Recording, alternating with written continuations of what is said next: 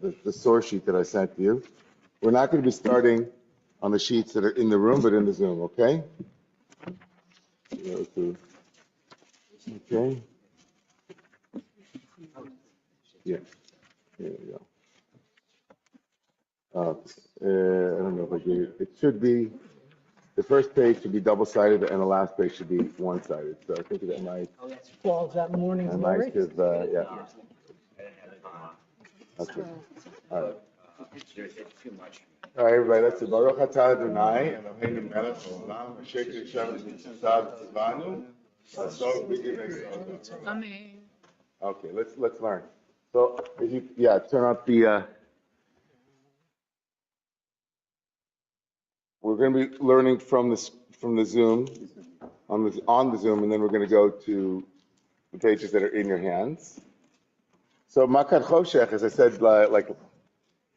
actually I didn't say because I spoke at the Y, then I spoke at the Y twice. So the Makad Choshech is anomalous. Waiting for you, Caroline.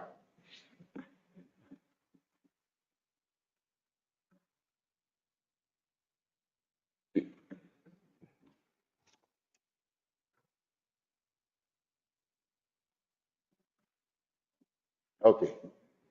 You just make it a little bit bigger so we could see. Makad Choshech is the penultimate plague, the Makkah that is the Makkah before the Makkah. The biggest plague is Makkah Bechorot. And Makkah Bechorot, in a sequence, would seem to be that Makkah Bechorot, the killing of the firstborn, is in severity and by degree is significantly greater than, let's say, the blood that was the first plague. So Dam stands at one end of the spectra, and it would seem that the Makkah Bechorot, the last of the 10 plagues, is at the last side of that spectrum. We spoke about this last night at the Y. And in that context, I'm sleeping. Okay, so in that context, the Choshech seems quite odd. It's a very strange Makkah. What exactly is, honestly, is Choshech worse than Shechin boils?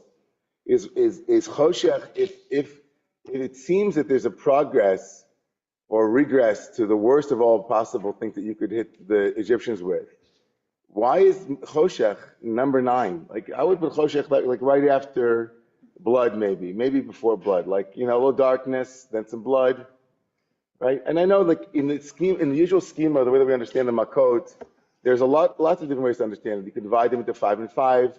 You can divide them into 3, 3 and 1. You could divide them, and compare them to the unfolding of creation and its unraveling, that the God of Israel is doing battle with the gods of Egypt in the various forms and attacking them in the order of the sequence of creation as it is depicted in chapter 1 of the book of Genesis, and that its unraveling is happening through the 10 plagues, which are related to the 10 Mamarot, the 10 creation sayings. Lots of different ways we can understand the 10 plagues, but one of them, in any which way you cut it, it seems like the only way that it makes sense is if we're arriving at Makat Bechorot, which is the blessing, which is the final part of creation, which is the creation of human beings, and God is, as it were, saying, I created human beings in chapter 1 of Genesis at the end, and the last thing that I'll do is remove that gift from the Egyptians.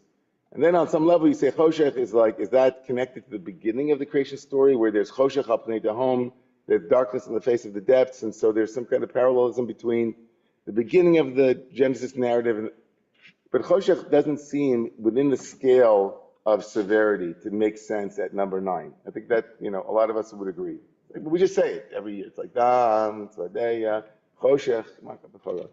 So let's look at the Makkah itself in chapter 10 of the book of Exodus, okay? God says to Moshe, hold out your arm toward the sky. Let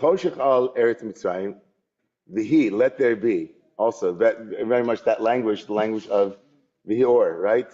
Right? In the beginning of creation, God said, Vayomer Elohim Yior, Vayior, Vayihi Choshech, and there was darkness, or there will be darkness. Al Eretz Mitzrayim, Vayamesh Choshech, and that Choshech will be Vayamesh. It's like, it's a strange word. It doesn't appear. It appears in another context, but it sounds like it's vayamesh or mamash. It'll be a real choshech. It'll be a real darkness. Like not really clear. Should just say v'hi choshech eretz Mitzrayim, and that's it. Why does it have to be described? Vayet Moshe's yado. It's okay. Vayet Moshe's yado ala shamayim. Moshe stretches out his hand on the heavens. Vayhi choshech afela. Now it's not just choshech, it's a choshech afela. It's like in Hebrew, it's like a double choshech. A choshech that's really dark, deep darkness. Afela, thick darkness. Afela is like, it's often associated with choshech. Anyway, b'chol eretz Mitzrayim shoshes yavim. It's going to be 3 days of darkness. Also odd because in other contexts, it's not always, like in the other plagues, did they say how long each of the plagues was going to be? Okay. Some of them, right? Not all of them. We don't know how long the tzvardea, we don't know how long the dam was for sure. Okay, so 3 days. Why? Okay.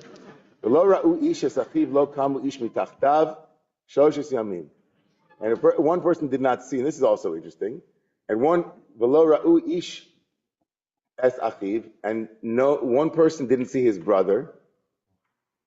People didn't see, they couldn't see one another. That was one, like the level of darkness so deep is that they couldn't see a person in front of them. That's a descriptor of how dark it was. And nobody stood up. Mitachtav, like they didn't get, up from their tuchas. They didn't get up from where they were sitting.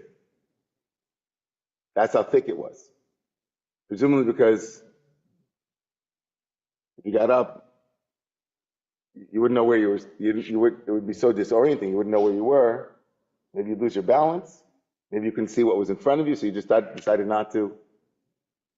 Is it because like they couldn't get up, or because they just it was so bad that? Okay, so those are the two features of this plague. Doesn't sound so bad to me. Sounds like a retreat. I don't know. I certainly wouldn't. There plenty of times I don't want to see anybody and I want to get up. It's not so bad. Doesn't Rashi say it's apparel? It was more than darkness. It was apparel. Right. We're going to see in a second what Rashi's going to say, but like without Rashi's gloss, I'm a little bit at a loss without the gloss because like what's okay? It doesn't sound so bad to me. Sounds like geschmack. I'm like, okay, I know. I'm not getting up. I don't have 3 days. I have to go to work. I have to see anybody. Nobody's going to bother me. Okay. Aaron Rodgers did a darkness retreat. Oh, did he? Yeah. Before he decided. Did he ever come out of it, or? And then he decided to play for the Jets. And then I thought that was what you were saying. I wasn't sure. Yeah. It was the Jets. It was like what's the darkness retreat? So. Lord, so and then this little thing, and then b'nei Israel. And by the way, is the 3 days now? Is it another 3? It's like why the repetition of 3 days? I don't know. I'm not going to answer all these questions. I'm just telling you that all the things that bother me when I read this. And then at the end of verse 23, but for the children of Israel, all of them, there was light, in the places that they dwell. Okay. Is that a feature of any of the other plagues? Similar feature? That when they said all of the Egyptians, right, had this, but the Jews didn't? It's not a feature in all of the plagues. Don't see and all of the Egyptians had boils, but the Jews did not have boils. I don't know. The text is amazing. It's clear the text wants that as we get closer and closer to the ultimate of the plagues, the distinction between the Israelites and the Egyptians is being heightened, right? And that to whom it's for, as if it was always the case, but to whom it's for, it's being done for the Israelites, and to make a distinction between them. Vayikra Paro el Moshe, and Paro calls out to Moshe, Vayomer, he said, okay, L'chu ibdu es Hashem rak tzonchem ubekarchem yutzag.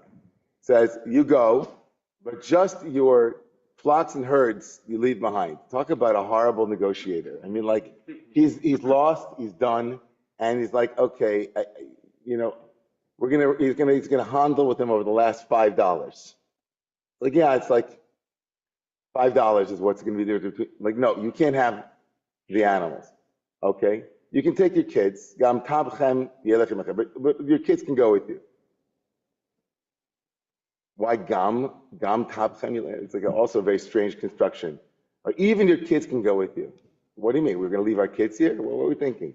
I am Moshe. Gam ata. He says, okay, you want to gam? I'll gam you up. You gam tabchem? I'll gam ata.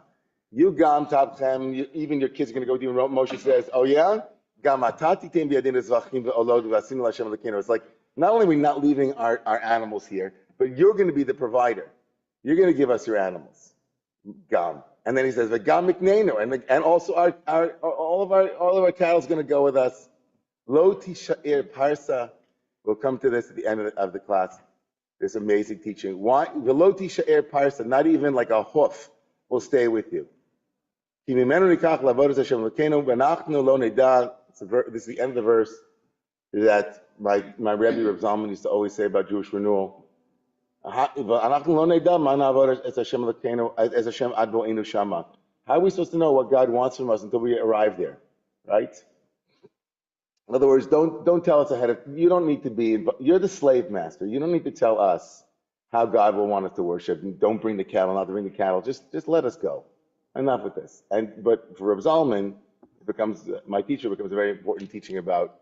You don't really know how services will unfold. You don't really know what operating system God wants in the present moment from the Jewish people. We have to be willing to serve God in all kinds of different ways. Okay, so verse 27.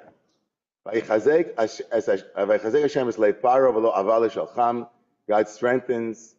He doesn't vayikaved. It's not heavy here, but strengthens the heart of Pharaoh, and he didn't want v'lo avah. It's also interesting. V'lo avah.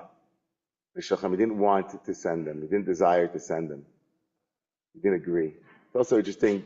Avah is the same etymologically as Iva with a vav in the vet, right? Ki Iva le moshavlo. Anyway, so he doesn't want to send them. And Paro says to him, "Get out of here. Lech me alai." Now this is interesting. At the end of the Choshech Makkah, the Makkah of darkness, in which faces were already mentioned, right? They couldn't see one another. In this particular Makkah, Pharaoh adds this little stuff. He says, "Al tosefer os panai." You will never see my face again. You will not have a chance to see my face again, because on the day that you will see my face, kibiyom re'oscha panai, tamus. On the day that you will see my face, you will die. This is like the banter between these characters. Very Oedipal. Says to him, okay, you're right. Vayomer Moshe came divarta. Sure. You want to gam me before? I'll gam you again, and now you're going to do this to me? Great. You're right. The next time we see each other, we won't see each other. And also, he didn't leave off the part about dying because he knows you're going to be the one that's going to die. He says, remember, came divarta? You're right. La'osiv odra os panecha. I will not see your face again. All of that's very Joseph language, by the way, very Joseph. We're back to the Joseph story with the Yosef and Osef and Panecha and faces. All of this is in Makat Choshech. So, by the way, just parenthetically as a last little difficulty, which we're not going to address, just to raise them, it's not clear that that's true. They actually see, it seems that they see each other again.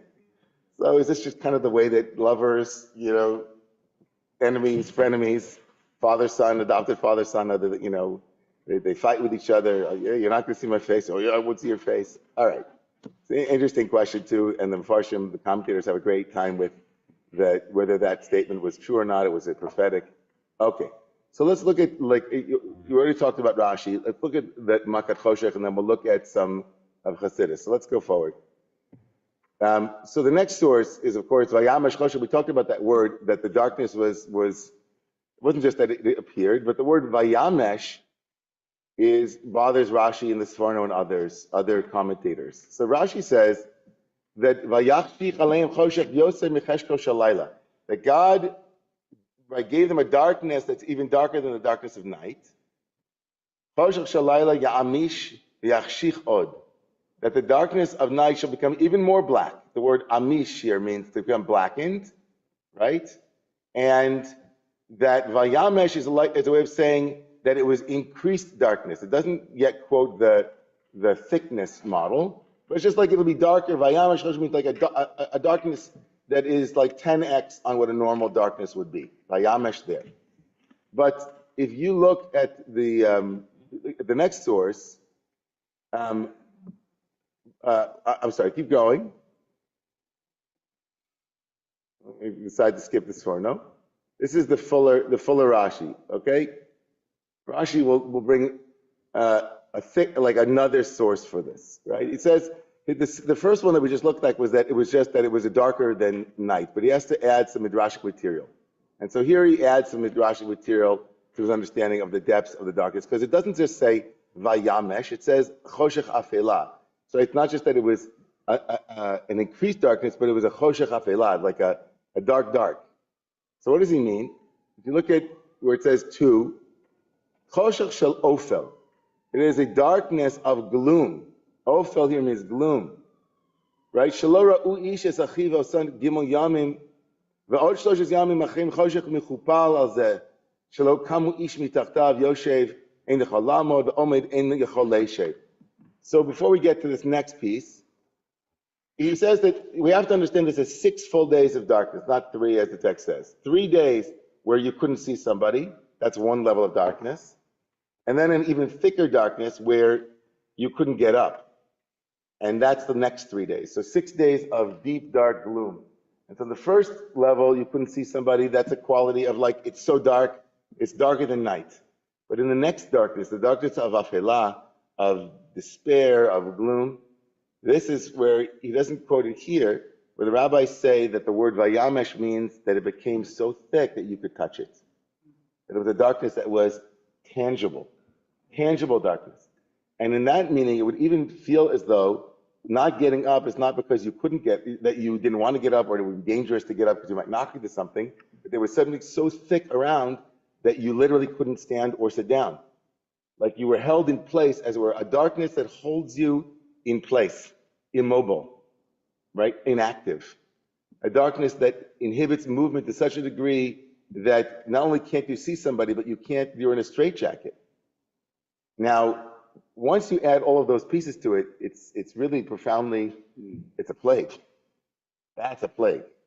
Right? That's not just like, oh, I'm not going to see my friend, I'm going to go on a darkness retreat like Aaron Rodgers. Once you add these other pieces, 6 days where you can't move, 3 of them you can't move, 3 of them you can't see someone else, another human being. We're talking about solitary confinement in a straitjacket. You're a coffin. You're in a coffin, right? Or you're mummified, right? So that's intense, right? That's, the text doesn't disclose that to the, in that way, right? It doesn't hit you that way. But once you have the rabbinic gloss on it, you have a profoundly problematic plague. And you feel yourself going insane. And you feel yourself going insane. And you can understand why you're one step removed from maybe dying. Like, if you don't know how long this thing will last, that's death, right? That's living death. And so it's not just, oh, I have boils, it hurts, where you can turn to your friend, you have boils, I have boils. We say, oh, that's horrible. And you're with each other. You're completely alone. You're buried alive. And the isolation here will also lead to kind of spiritual conversations in the Hasidic message, which we'll get to, which is, how does darkness represent spiritual darkness and intellectual darkness and existential aloneness and so on, or even, and compared to the light of, and you'll see this in a second. You'll see how this plays. If you could, I want to skip over the last midrashic piece here, because it gets into the whole business of there's a tradition in the midrash that during the dark plague, a lot of the Jewish people who did not want freedom died. And let's not get lost in there. Let's just skip over that and let's go to the next source. Now,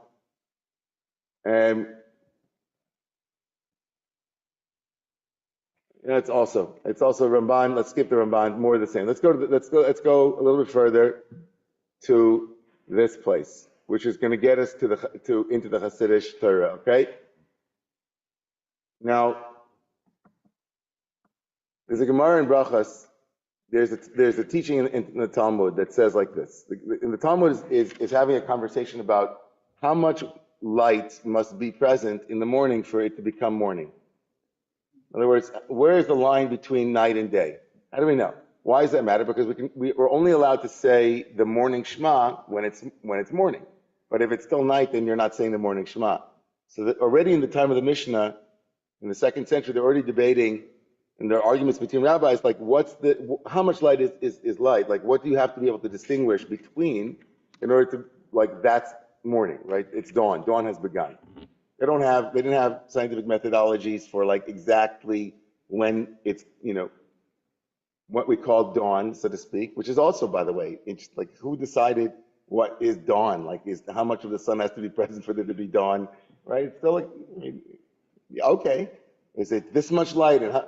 So for them, there was, they used colors. There was a way of saying, if you can distinguish between two types of green, one turquoise and blue and turquoise and green and so on, that could also be a kind of, it's ocular. It's all hanging on its ocularity, right? It's all about the vision. Like what do you see, right? Light, of course, helps us to see objects in the world.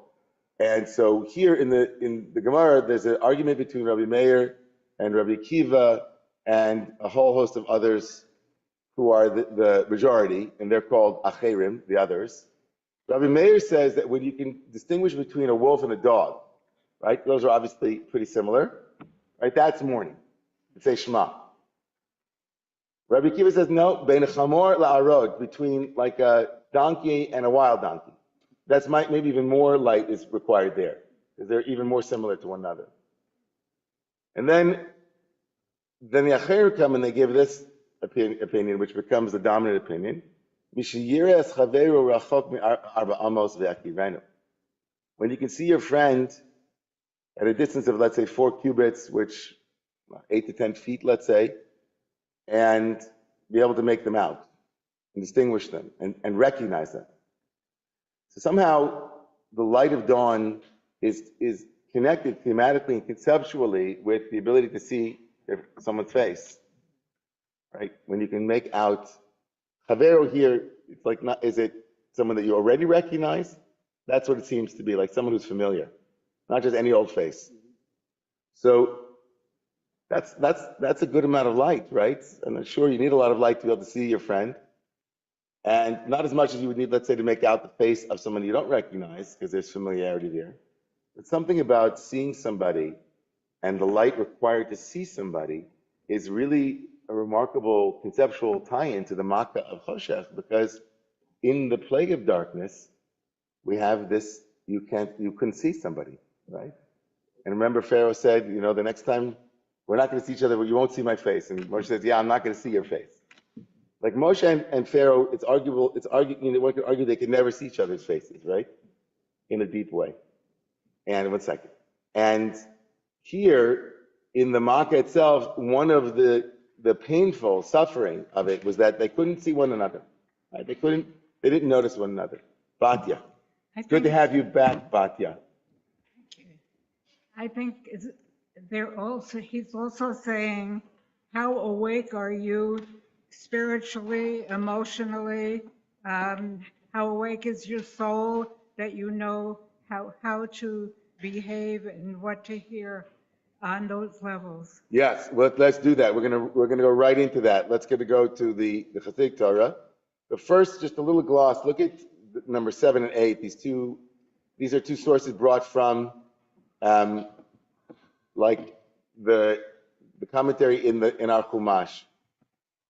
A non-Israelite slave certainly did not have the power in that society, so why would they be punished? Because they did not make common cause with the Israelites, saying, let us join hands and rise together against our oppressors. Bad as their lives were, they took perverse satisfaction in knowing that there were others who were even worse off. This represents a fundamental breakdown of human community.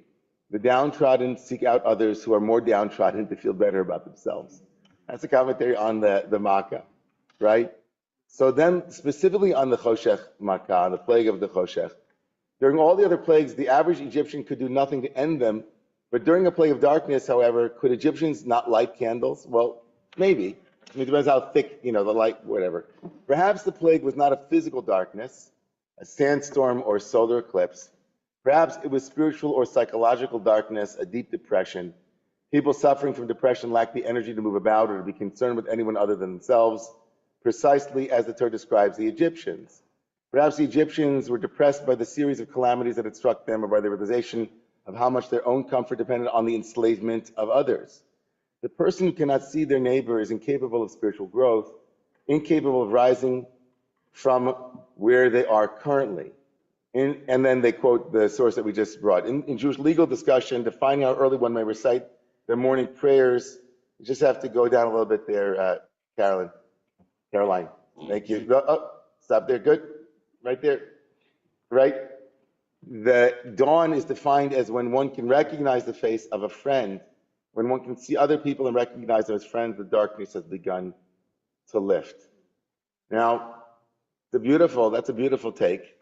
And certainly, Scott Galloway had a great blog yesterday. People ever read Scott Galloway? You ever read Scott? You know who he is? Professor at NYU? Yeah? No? People heard of him? Scott? Never. Brilliant. Yeah, he's a brilliant guy. And he's on with Kara Swisher. Yeah. He's a rich guy now, but rich guys can be good guys too. We have a lot of rabbis who are rich people, and whatever. Unfortunately, whatever. So, but what he's rich people are supporting Rumble. Let's just put it that way. Thank God for rich people who are supporting this shul, who are putting their money. Otherwise, we wouldn't be having these. Okay. All right. Bread is not a bad thing as long as I will add that I was watching another thing from Bill Maher, and they had Jesse Eisenberg, the guy who did, remember the actor? Yeah, exactly. Social Network, all that, right? So he was on, and he was amazing. He's an amazing guy. Like, he seems like one of those guys that's just like, what an amazing person, like a good person, a real artist, really. And his wife, and somebody, he was in Bloomington, Indiana. His family grew up there, or his wife's family grew up there, and that probably people who know this, who watched it, I don't remember all the details, but something about his mother-in-law running or being involved in a shelter for domestic violence, and his wife also being involved, and that they were there for something related to that. And I don't know, he got coaxed in by Mar was trying to kind of tempt him, or bait him into saying something about the oligarchy now and the bro-oligarchy and all these, he played Mark Zuckerberg and all this. So he's like asking him all the questions. So like Eisenberg's like, listen, you're asking, I don't know. I don't know. Why are you asking me? I don't have an opinion about it. It's like, but I will say this. And he said, here's what I don't get. It's like, my wife is not the richest person in the world, but all she wants to do is help other people. It's like, if I had that much money, I just don't get it. Wouldn't you just want to spend all your day helping other people? Like, you have the rest, like, you have enough money for the rest of your life. Like, why, like, I don't get it. Like, why wouldn't they just like stop and just help other people? Like, figure out a way to give, like, help this person, like, help people. And it was just like, and Mar was just going like, because Mar wanted him to get into it. Like, the oligarchy is horrible and they're terrible and it's capitalism and all this kind of stuff. And I was like, listen, that's not my expertise. I don't have any expertise. Well, I just don't understand. Somebody explained. I think that if I had that much money, I'd be like my wife and spend all my time helping other people. That's all I want to do. So anyway, so that's what I say to that. So let's let's go to the Hasidic text from the Kedushas Levi. Okay. Yeah, Galloway. So Galloway was saying, Galloway, you should read it. It's about the addiction economy. People talk about the attention economy, and Galloway writes profoundly in his last piece about the addiction economy, that what's being sold is not attention, it's dopamine. And that in the industrial kind of dopamine complex, right, sugar, of course, is more addictive than cocaine and rats and so on. Like, it's brilliant. Like, how those who are the purveyors of dopamine are also buying up health industry pieces also.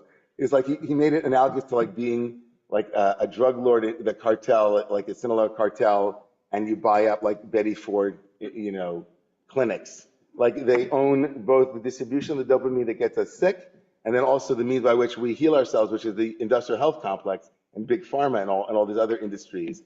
And like it's one big loop. And talking about the addiction, economy, of course, you know, loneliness and darkness and all these pieces, right, of our entire culture in some way feeds into an addiction that they make us feel lonelier and more disconnected and depressed. And I literally was like up last night thinking about this. Came back from shul and at the Y, and I just kept thinking about how to break this cycle, how to create, like, is it even possible to create a healthy, you know, village where where we feel connected, where the things that we most deeply want. I mean, look, this is like a perfect proof. People showing up for open book from everywhere, right? Like connection and connectivity and real connection, not like, you know, social media creates depression. Like social media, you know, the great irony, of course, it's the anti-social media. It feeds into an isolation, and all of us have it. We're all in it. And I was just sitting up last night thinking, like, what do we have to do? You know, kids are mamish addicted to their phones. Like it used to be, he was saying in the article that it used to be that people, when they were addicted to cigarettes, would wake up, the first thing they did was reach for a cigarette. And now, you know, we have all kinds of places, bars where there are no cigarettes and no smoking. But the first thing people reach for is their phone. The first thing. So anyway, let's do some Chesed Torah and not be depressed. So yeah, we have Shabbat. So exactly. So which is another reason why I also wish that in a way we had technology help us during the pandemic. And there's a part of me that, except for being able to reach people this way, like, you know, having the phone on and using it for a connection on Shabbos is just really like. All right, let's look at the Toldos, because it's a beautiful, beautiful teaching. We're going to try to get through 3 Hasidic Torahs right now. I don't know what time it is. 9:20. Okay. All right, let's book. Everybody, who doesn't have a sheet in front of them? If you hand them off. Here you Oh, go. hey, Rabbi David, before we continue, I just want to say Jay has been raising his hand for a very long time. So, All right, Jay, go ahead. Yeah, Caroline, thank you. Go ahead. This way. Sorry, I don't mean to derail you. I just don't understand your basic difficulty unless you're setting up a straw man here. I mean, if you just look at the pshat, imagine you talked about prayers. The evening Shema is about emunah. We have emunah because we don't know if we're going to wake up the next day, if we're going to live. Imagine 3 days or 6 days of incredible darkness that you can touch. I mean, that is death. That is literally the end of days. So I see this plague as incredibly severe. You see it severe in the Pshat? Absolutely. 3 days of darkness that you cannot touch. I mean, imagine by the third day. I'll tell you, Jay, it doesn't say in the text that it's a tangible darkness. That's an interpretation. Vayamish Choshech just means that Choshech will come. It doesn't mean that it's thick in the way that the glosses do. I understand once we gloss it up with the midrashic material filling in the spaces that it becomes, as I said, a very intense plague. In fact, maybe the most intense other than Makah B'Charot. But until that, I wasn't setting up as a straw man. I really don't get that is worse than boils on my body. Now, you could argue that it's not worse, but that's okay. It's still bad. And the severity argument is where the thing falls apart. It's not meant to be in increasing degrees that everyone is worse than the one that came before. Great. But like, I don't know about you, but 3 days of darkness where I can't see my friend would be bad. But like, you know what? 3 days, there are people who are in solitary confinement for months on end, and that's horrible. But for 3 days, I don't know. Well, Laura, you cannot see your brother. In this time, we don't have electricity. We don't have, literally, you're sitting in darkness. Darkness primevally is precursor to death, which is why we say emunah and not vayatziv in the Shema.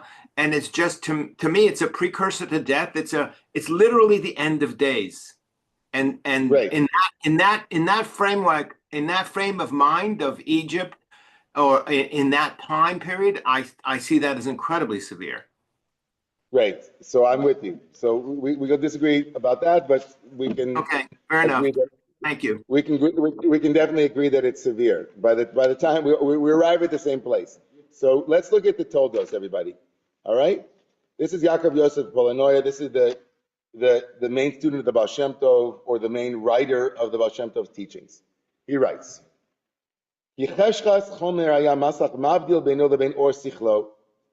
seems to me that the darkness of materiality, by this he means like the physical world, the phenomenal world, the world of objects, the world of physicality, meaning the tangible world, can often be, as Plato said, or Socrates, and all of them, like, that we can be, the mind, the eye of the physical eye and the eye of the mind, right, can often, the eye of the physical mind, the eye that sees physical objects, can sometimes inhibit the clarity of the mind's eye. V'zehu galut Mitzrayim mamash. Sh'haya choshech afela shloshet yamim l'chol gimel sugi hamin. He says that the profound loss of awareness in Egypt. Egypt represents allegorically and metaphorically the darkness of only seeing what's before you and not what might be. Only seeing the physical and that which is in front of you, and not seeing right through the eye of the mind, the intellect. And by the here doesn't mean intellect like, it means the eye of the mind. Right? The 3 days correspond to the 3 categories of humanity. And threes, right? Jacob and right, Abraham, Isaac, and Jacob, the threes. Let's skip that for a bit. The verse states they did not see one another, meaning that due to the barrier of darkness and gloom, people did not see or pay attention to one another. This was the opposite of what should have happened, where one should see and be responsible for their fellow person, offering them both guidance and rebuke, meaning like a society that there's a commonality enough of purpose that we are mutually responsible for one another. Right? There's a sense that the Toldos is saying that darkness is where you don't feel responsible for your fellow citizen, your fellow, like, we're not in it together. We're not in it enough together to say, that's not a healthy thing to do. And we don't care. In other words, we are so individualistic and so prioritizing and privileging that we don't feel a responsibility in our revos, that we're mixed in it together, that we're in it together.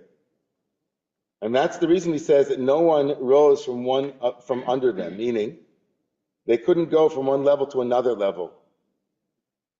The way of the fool is straight in his own eyes, says Mishlei, meaning they see themselves as wise in their own eyes. This was not the case for those who were called by the name Israel, for whom there was light in their dwellings. Even if they could not ascend from one level to the next and remained on a single level, nonetheless, they still had light. This light enabled them to recognize their own flaws and deficiencies and to yearn for salvation. This is a tremendous advantage, as is well known, unlike those who do not recognize their own shortcomings. As one sage advised his own son, do not attach yourself to anyone except one who recognizes their own worth. And you can take it up there. So he says that not being able to get up from your place means that because we didn't see one another,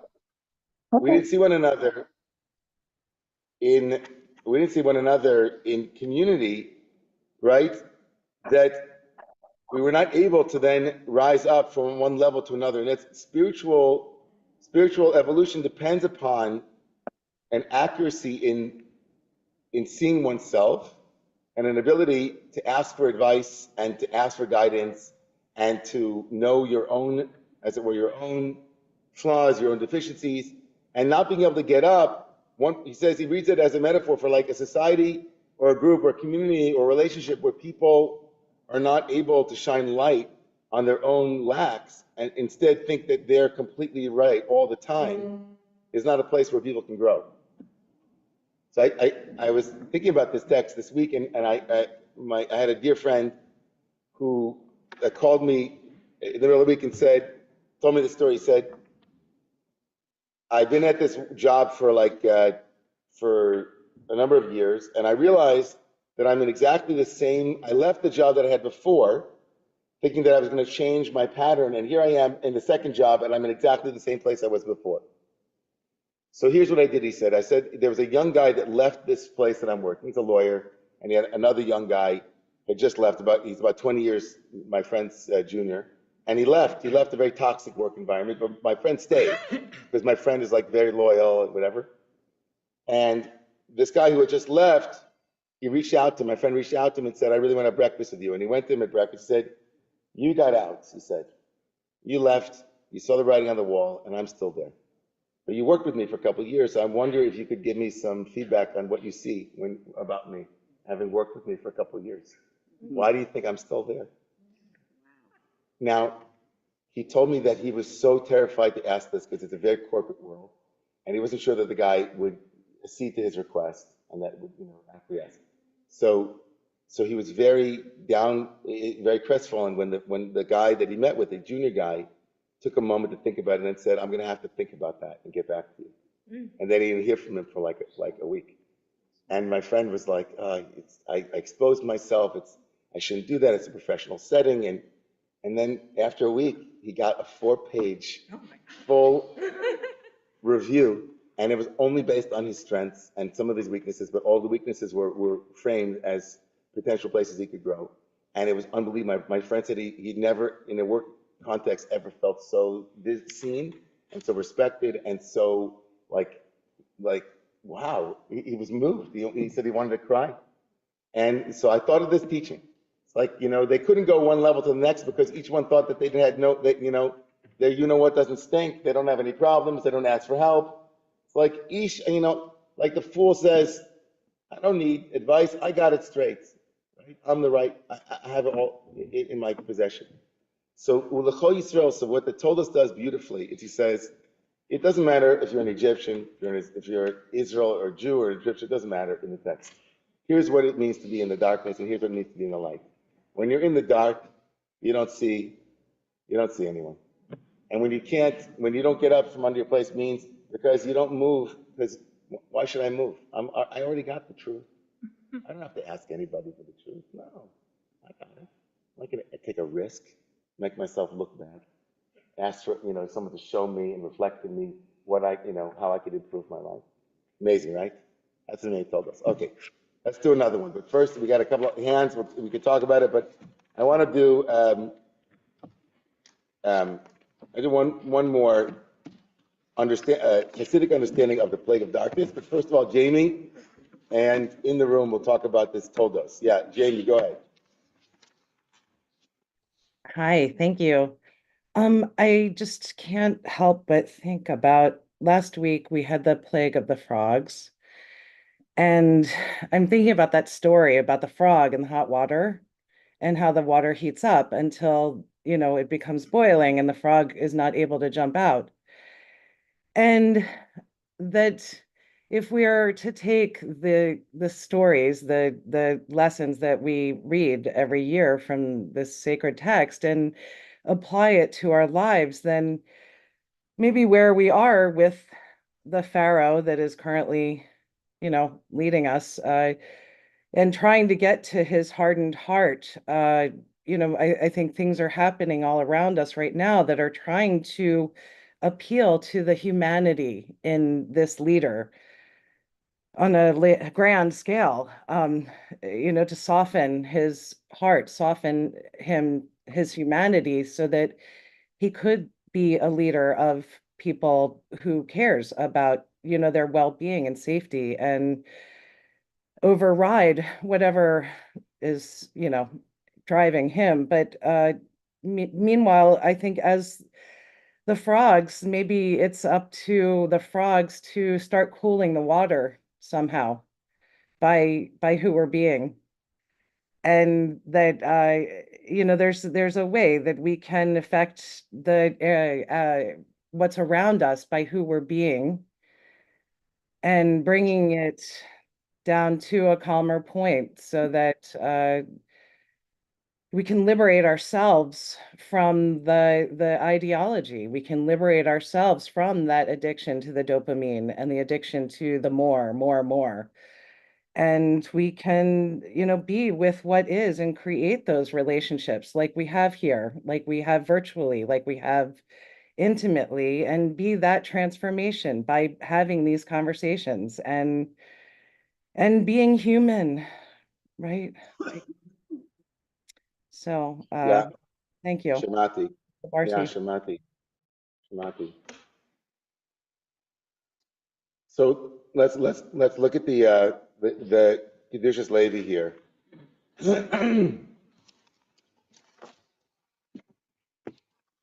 Vinay, he writes, Harishayim Umos Olam. He says, oh, this is the last piece of it. Oh, didn't put the whole piece on. Uh, um, mm. All right. So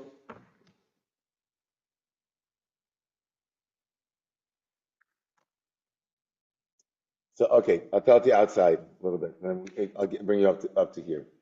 The Kedushas Levi wants to the Berditchever, Rav Levi Yitzchak Berditchev, who is the second text, wants to play with an idea that's found in a number of different places in Hasidic literature, and use that to interpret a number of other texts that are prior to Hasidic literature, and use it as a kind of a metaphysical, like a theology that is rooted in something called Tzimtzum. Tzimtzum in Kabbalah means that God's light is so overwhelming that there couldn't be a separate thing that exists within the, without God restricting, constricting, in some way, uh, uh, buffering that light, right? There could be nothing that would have a full kiyum, a full existence, if that light were in its fullest intensity. So there would have to be coverings, as it were. A masach is a kind of covering or some kind of, the way that the light of Moshe's face in the book of Exodus, right? He comes down from the mountain, his light is too intense, they couldn't look at his face, so they had to put a masach, literally put it like a face cover, right? So in Kabbalah, metaphysically, the world itself, that God's face is too intense, as it were, or the light of the divine is so intense, that there need to be many coverings so that there can be something that exists separate, as it were, from the divine, and that's called tzimtzum. God constricts God's light or covers God's light so there can be something that exists. But in Kabbalah, it would be a very dangerous thing if you were to remove that covering. If there would be too much, light is not always a good thing. Too much light can be damaging, right? Like too much sunlight can be damaging. Too much of anything in that kind of intensity can actually be extremely damaging. And so the Kedushas Levi wants to read darkness here as the removal, as the removal of the coverings. In other words, the Kedushas Levi wants to upend the simple meaning of the Choshech plague and say that it wasn't darkness, but it was extreme light, which blinds them or hurts them because they don't have the proper vessels to receive that light. And one of the ways he reads that is the word vayamesh it's a very strange word. It becomes playfully read as mamish, like real thickness, but it also can mean that which is removed. And where does he get that from? Because there are at least two places in the Torah where lo yamish means didn't leave. And so when Joshua doesn't leave the tent, because he was always in the tent with, learning from Moses, it says lo yamish, mina oil. He didn't, right? He didn't leave the tent. So when it says vayamesh Choshech, is that he removed, he left the darkness, meaning he took away the darkness, took away the things that stood that stood between the human and the light. And in a way, for the Kedushas Levi, the punishment is that God's light now is no longer concealed, and that itself, if you're not ready for it, can become a kind of punishment. Now you've seen, if you've studied it before, I'm not sure, some of you have studied with me in Hasidic Masters and other places too. This is not an unusual approach to the problem of good and evil, which is to say that evil is not a thing unto itself, but it's the kind of result of something else. God didn't punish them, God just increased the goodness until they felt shame. The teaching Hasidic on the Exodus narrative from the Hasidic Masters, where they say that, one of the ways to punish somebody who wants to do something bad to you is to show them how much you love them. And let them feel the dissonance between their evil intent and the generosity of spirit that you are coming to them with. And that itself can become, it's great. It's so unbelievably, like, beautifully counterintuitive, but also psychologically insightful. Like, so for the Kedushas Levi here, he wants to say, and if you read the top of the page here, it says, V'inei harisha'im, because on the other hand, the wicked people on the earth, she'ein lem Torah u'mitzvot, him tamid al mamad echad, sherotzim lishbor et harisha'im, as mar'im lem b'hirut ha'elyon. He says the overwhelming majority of whatever the Gentile nations, let's just read him in his time, but we'll call this, people who don't have the skills to hold the light. That's the way he's seeing this, right? The nations don't have the mitzvot, and the nations don't have this. We'll just call this people who don't have the capacity, the spiritual tools to handle the light. If and when they become exposed to an intensity of light that they are not accustomed to, will be blinded by it and will die. The Talmud alludes to this when it's saying that someone set his eyes upon him, and as a result of which the person concerned died from overexposure to the light of an intensity which he had not been prepared. In the Talmud, often you have these crazy stories where all of a sudden a rabbi the term is, he gave him his eyes and turned him into a heap of bones. Like, I know people like who've never studied Talmud before, like, really? That's in the Talmud? Yes. It's kind of a way of saying that the rabbi punished them, right? But already Rav Nachman of Breslev and other Hasidic masters said that the literal meaning of that Talmudic phrase, he gave him his eyes, doesn't mean that he looked at him. It means he gave him his eyes, gave him the vision that he as the righteous one had of the world, and that alone turned them into, they couldn't handle that vision. Like, there's too much to see. They saw too much, and it could make them go crazy, make them go out of their mind. And that would become a punishment. Like, there's stories of the Baal Shem Tov that one of his earliest disciples was his brother-in-law, who originally didn't think that he was worth anything. His brother-in-law thought he was a nothing, which is not uncommon in general, but maybe it is. I don't know. But like his brother-in-law just think he wasn't good enough for his sister. So there's a story that he once came to daven, he came to pray with the Baal Shem Tov, and the Baal Shem Tov used to take a long time when he davened, especially in the beginning of the silent prayer, the whispered prayer. Yeah. When he would be doing the patriarchs, he would often be visited by souls seeking to be released from the other side. And it would be overwhelming to him, as the Baal Shem Tov would just be like he would spend, a long time. And so his brother-in-law, who thought he was like trying to act super righteous, said to him, "What are you doing? What are you doing why do we have to wait for you?" That kind of thing. So the Baal Shem Tov said to him during that part of the Amidah, during that part of the whispered prayers, "I'm visited by thousands upon thousands of souls who are seeking to be liberated." And he didn't believe him. So he gave him his eyes. He said, "I'll let you see what I see." And the story has it that he took, next time he davened, he had an experience and he fell on the floor. He fainted completely. He was out. He saw, that was it. So he gave him his eyes and to see what he sees, and we often think that could be a powerful experience, but in the rendering here of the Kedushas Levi, it's on the next page, by the way. In the rendering of the Kedushas Levi, that itself would be painful. When the Torah, in describing the impact of the plague of darkness on the Egyptians, speaks of Vayamesh Choshech, the word Yamesh was used in the sense of a removal, a withdrawal of the protective screen we humans enjoy against overpowering brilliant light. Right? We can now understand why the Talmud describes the result of the protective screen consisting of Torah knowledge being withdrawn from the student, mentioned in the Talmud being that this student turned into a heap of bones. Right? It was too much. Right? There's a model here of, let's go back to our sister Jamie's invitation and prayer for our current leader. I don't think there's a political thing to say right now, right?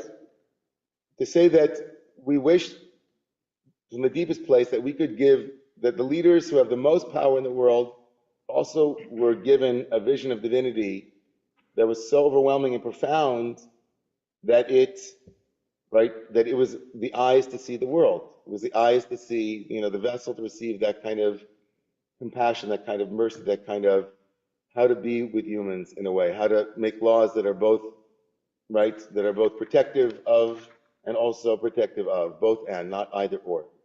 So I think that that's a yearning, and sometimes, especially, like my sense last week when I talked about this, I think that there was a shame involved from President Trump when he heard that woman asking him to be merciful. Like I don't know. Obviously, nobody knows what's going on the inside, but I do think that appealing to somebody's appealing to the ability to see with compassionate eyes is a worthwhile and frankly bipartisan human desire, is to have leaders who have eyes to see and the ability to hear that and not become ashamed and not harden.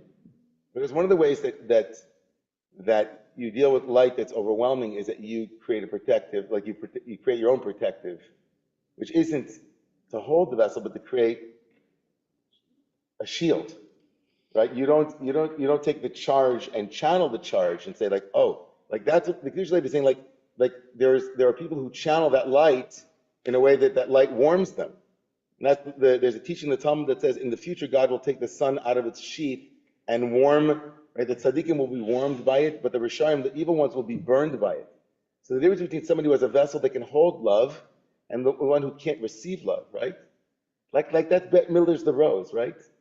It's the one who can't be taken, who cannot seem to give, right? It's the heart, right? Who cannot learn to live. It's like there is a vessel that is not protective in the way of blocking the light out of a sense of overwhelm, which is what happens to us. Like the sleuths come down and say, I can't take it anymore. Even your love is hurting. Even your compassion is hurting. Even your generosity hurts too much. But the ability to hold something and have it warm you requires like prior vessel creation, right? We have to have that capacity to receive it or it shatters completely. Like every therapist knows this. Like if you go in with someone who's in therapy, right?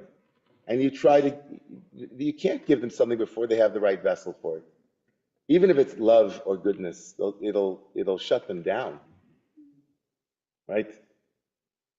And this is one of the things. I went to massage school for half a year, and amongst many of the things that I tried, and I loved working with I love that pressure. How much pressure? It's the same thing. Davening is the same thing. It's all the same thing. Leading prayers, all the same thing. How much pressure, and when do you release? Because if you put too much pressure, people shut down. If it's too frontal, people shut down. If you try to release somebody's deep fascial tissue before they've given you permission, they'll shut down even deeper than where they were before.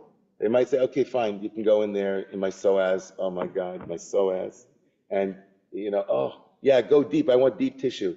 And then they're worse off like 3 days later. Because they weren't ready. You weren't, your fingers had to feel, Jamie, people who know this with the body, they feel where someone's giving you permission, right, to go. And if they're not giving you permission, you have to wait. Because there's no point in forcing something. When you force something, it just creates violence. And then the integrity of the self will just shut down. And it's the same thing with spirituality. He's saying that if you give someone too much light before they're able to receive it, and there's no masach, there's no something there to hold, like to shield them, it'll destroy them, right? It completely destroys them. All right, that's the last of it. We're gonna open up. We have a couple of minutes. There's a time.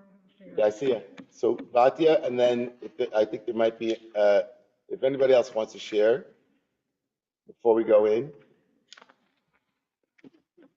Yeah, you have to come closer though to hear Thomas. You're just reminding me of one of the things that I tried was studying with a bit of a guru who was a Jungian psychoanalytically trained who's also a lineage teacher in Shambhala Buddhism. Can people hear, by the way, Caroline? No, yeah, sorry, Thomas, you gotta come a little bit closer, yes.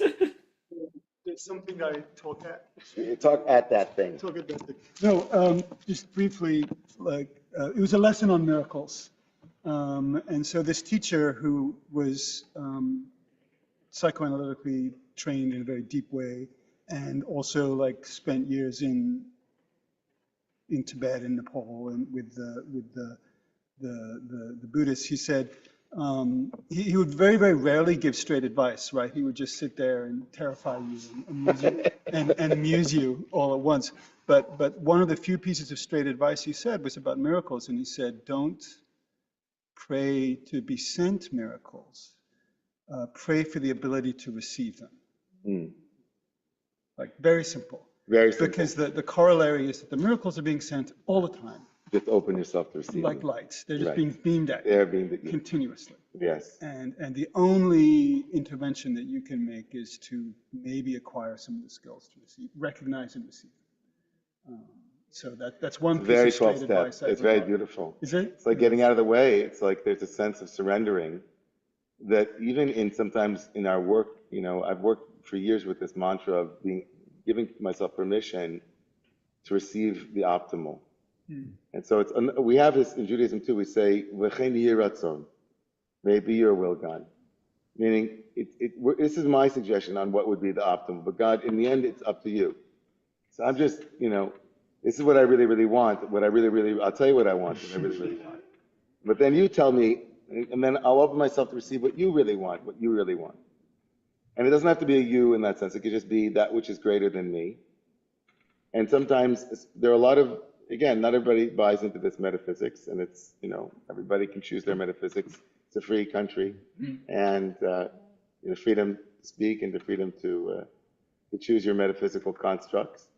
But one of them that I've chosen, or that I believe in, is that there's an implicate order that I'm trying to align myself with, as it were. I try to get out of the way for that order to be the order that runs my life, and not my momentary, daily, hourly, fluctuations in what I perceive to be what is needed, right? So it's a hard one, because I in the present moment, your antenna can be so, you don't always get a clear sense. And so what do you do when you're not getting a clear sense and you still have to behave in the world, that's the Torah of Ishbitz and the Torah of all of these great Hasidic schools.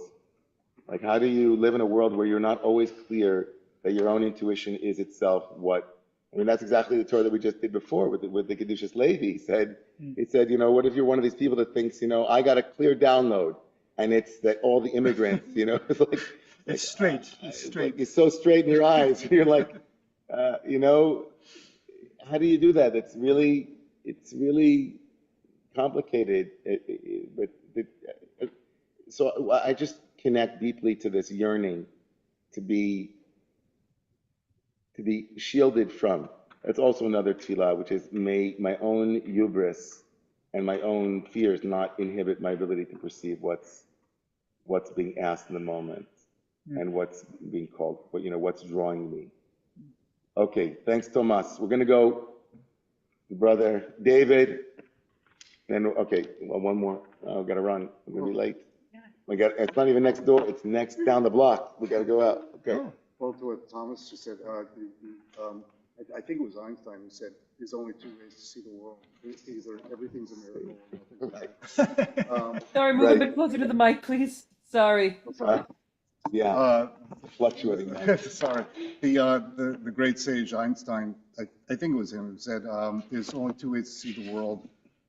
Everything's a miracle or nothing is. Yeah. And then, I think one of the problems we have, to your point, was what you were just saying, is we see too much now. Yeah. A famous actress of Mexican descent, we put a social media post. Yeah, I mentioned this last night. Selena Gomez. Yeah. Yeah, and she put it how her heart is breaking and blah blah blah, all this stuff. Right. She didn't even say she didn't even make a statement of policy. Like, she didn't say don't do this. I mean, again, maybe so they up the ante, and the administration puts out this they bring on 3 people whose family members were killed by illegal immigrants. So we're just seeing too much. We're just bombarded. It's a real challenge in this world. We just need somebody, we need people who step forward and say this and this, meaning there are multiple truths that are happening here, but how do we double down on compassion and mercy without people saying, well, what about the compassion and mercy towards citizens, which is like the typical argument, you know? So we say, like, isn't it possible to recognize that there are multiple places here that we have compassion for and mercy? We try to find the most compassionate way to solve a legitimate problem, right? You know, and again, but this is not partisan, because again, let's not forget, right, until this, you know, President Obama, whom I voted for twice, was the great, he was the one that had the harshest, you know, deportation policies. And so let's just be clear, this is not a party issue. This is how do we solve a real world problem in a way that is gevura and chesed, that involves love and compassion and does it in the most loving way. And to be able to say that your heart breaks for people who, you know, how can your heart not break if someone's kids are going to be, if they're going to be separated from their parents? I mean, the whole thing is hard. We have to do this in a way that maximizes or minimizes human suffering. Minimizes human suffering both now and also in the future. Anyway, that's enough for this. Thank you. Quick, I mean, yeah. I can be real quick. Thank you. Quick. Quick. In the Shemona Esrei, we say Mogen Avraham, and I've always wondered why they picked Mogen Avraham. Right. And so it could either be, you know, a shield from the arrows. A shield, right. Or it could be a spiritual shield. Yes. And that's the way I've always taken Yes. it. Is A spiritual shield. And that's actually the way the Kabbalah looks at it, which is connecting it to, you know, to being the shield. Sfas Emes says it very clearly that the Magen Avraham is the ability to receive love. Avraham represents love. Magen means that which is, right, defending, or right, how do you receive love in a way that you can hold it and it doesn't become overwhelming? Well, a lot of love. We're going to go into the Zumagog, but this morning we're going to be lifting up Wendy Miles' daughter and future son-in-law in their Ofruf, and that's why we're going to be at in a new location for this morning to accommodate some of our family members who wouldn't come into a church. So it's going to be a morning of love. Okay.